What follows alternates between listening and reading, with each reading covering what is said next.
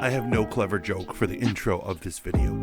Welcome to Voice of the Fat Mantis and my lo-fi review of ANDOR episode 12. I know I'm a little late on this one, guys, and I'm sorry, and it gives me no pleasure in saying the things that I have to say. Sometimes they delay a video because I don't want to do it. I don't want to be the bearer of bad news, and it comes down to this. This is a show, unfortunately, that you either love it or you hate it. You either think that slow and subtle and never getting to any plot point is super clever, or it frustrates you and you want more Star Wars-ness into it. They've had opportunities to give us more Star Wars-ness, absolutely. Even the idea that Luthen could be a Jedi certainly is. But this is the slowest of slow burns. You had 12 episodes to deliver, and unfortunately, after 12 episodes, my verdict is I have fallen on the I don't really care for this show anymore. You had opportunities to show us who Luthen was, to show us who Andor's sister is, and you didn't. You had the opportunity to give Andor plots and more complicated things to do, but he never does. He's always just like a guy observing. This finale is an exact, absolute illustration of that, in that he never really makes a move. He goes to see his mother's funeral and everyone else is taking action. Other people are starting riots. His mother, even dead, takes more action than he's ever taken in his life by telling the Imperials to go F off.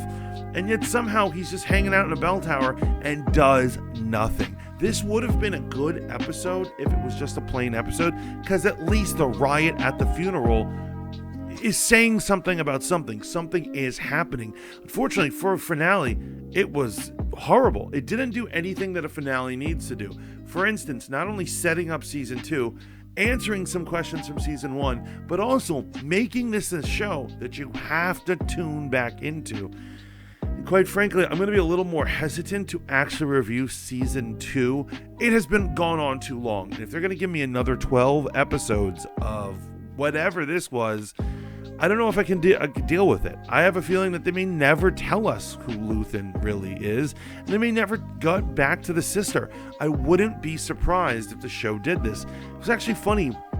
He set up so many things in the last couple episodes that I was really expecting payoff, when I should have realized that this is the type of show to have a season finale that does nothing and says nothing about anything.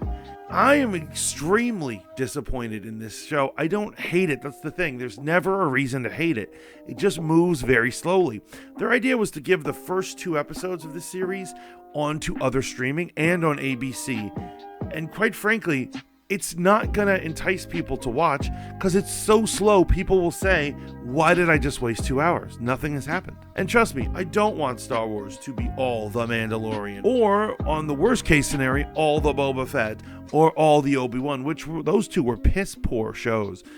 But this just really isn't the show for me. You want me to review what happened in the show? Nothing happened. He shows up to a funeral and a riot happens, and it very feels like Imperial British Isles controlling the Irish people, a proud working class people who rebel and they have a fight. There's even a part where Cyril Karn saves Dedra Nero, and you're like, oh, and she's like traumatized because you can tell she really doesn't want to create havoc. She's not one of those officers who wants to just shoot everyone and everything.